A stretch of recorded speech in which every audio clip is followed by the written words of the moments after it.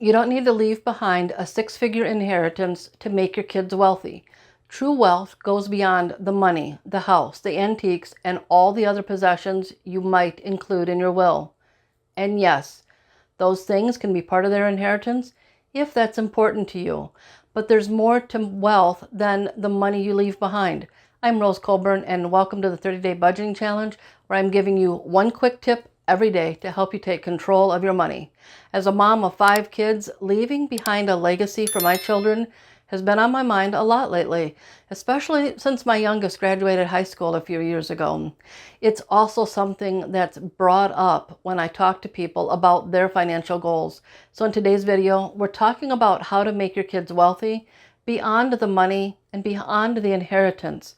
Rockefeller, Rothschild, Vanderbilt, Walton, the guy that created Walmart, when we think of generational wealth, we think of these big names, massive empires, multi-generational fortunes, trust fund babies, foundations, families with lots of money. And it can feel like making your kids wealthy is only possible if you've built a business empire, left behind millions. But here's what most people don't realize. Many of these families didn't just pass down money. They passed down mindsets.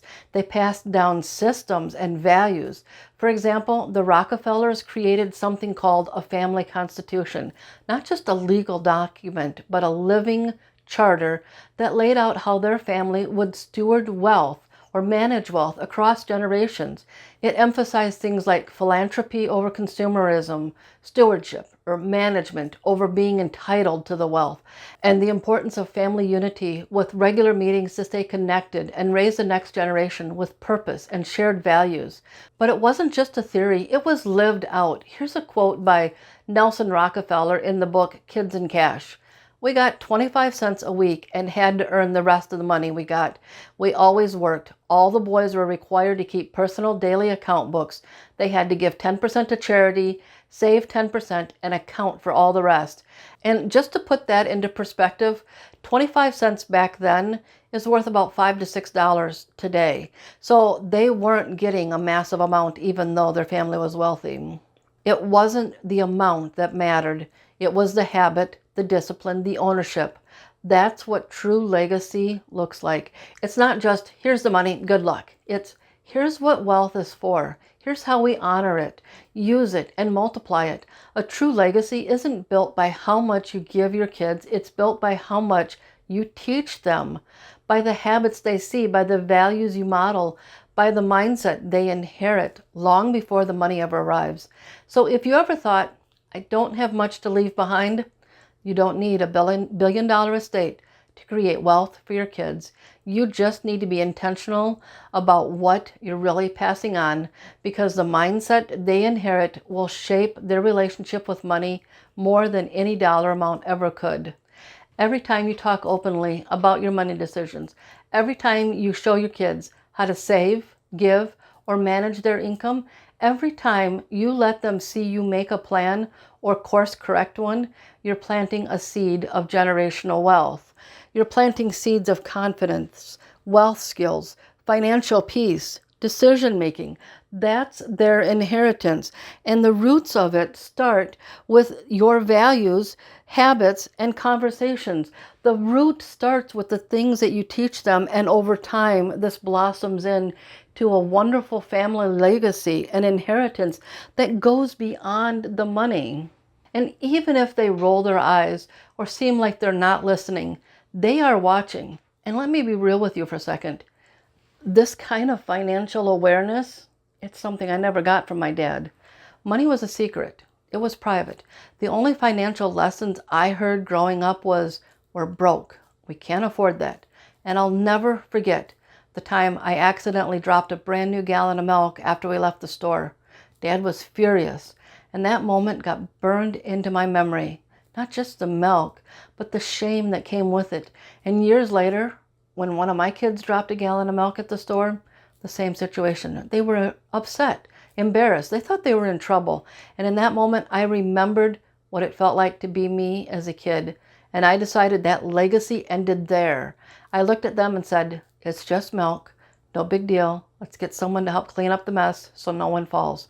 We'll grab another one. That moment, that's wealth. That's the legacy I'm choosing to pass on. Not fear, not guilt, but reassurance, stability, and love, because that's the kind of wealth our kids really need. And here's the part that most people miss. You're not just passing down financial skills, you're passing down emotional intelligence, resilience, and a belief that money is a tool, not a mystery or a monster. And you do that through the roots of what you're doing with them every single day. Wealth isn't just an inheritance. It's not built through money alone. It's built through exposure, modeling, and conversations. And if you do leave behind some money, whether it's 10,000 or millions, this kind of foundation, these roots, will help them know what to do with it. They'll understand how to manage it, how to grow it, and turn it into something to pass down because of what they've already seen and what it looks like from you. And the earlier you start including them in the process, the more confidence they'll carry with them. So here's your challenge for today. Be intentional about the legacy you're leaving, not just the money, but the habits, the mindset, the conversations, and the emotional foundation that shape how your kids will relate to money long after you're gone. Ask yourself, what am I modeling right now? What do I want them to carry with them? How can I include them in the process today, even in a small way?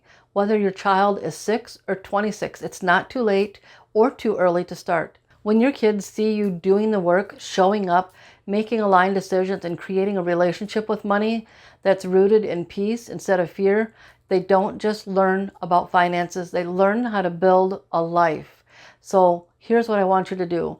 Write down one thing that you're going to start doing to build a legacy of wealth for your children. It could be a habit you want to model, a conversation you've been meaning to have, or a value you want to pass on. And if part of that legacy is a financial goal, then great. Include that too, because real wealth is built on purpose, and every legacy starts with a decision. Thank you so much for watching. Come back tomorrow for the next video and the 30-day budgeting challenge.